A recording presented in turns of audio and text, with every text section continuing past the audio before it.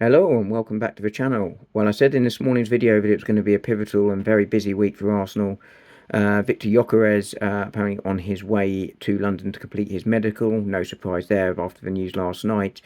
Ethan Nwaneri's contract made major progress over the weekend. That is expected to be agreed in principle this week, but won't be signed, as I mentioned earlier. Ethan Nwaneri is on holiday following his involvement in the England under-21s.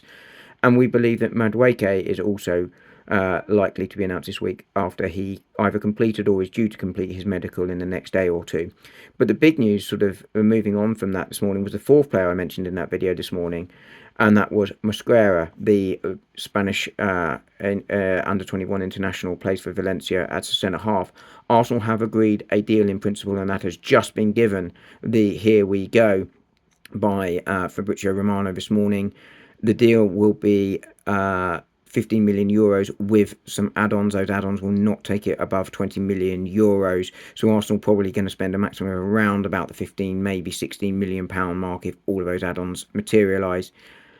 This is obviously a depth piece. It's going to be probably the last of those sort of sensible signings that Arsenal have made, but not necessarily the sort of stardust signings, the likes of Gyökeres being one of those. This one is much more in the Kepa, Madueke, Norgard sort of realm, but he is a very young, very talented young player, plays predominantly at centre half, played 80 times there for Valencia, despite the young age of being 21.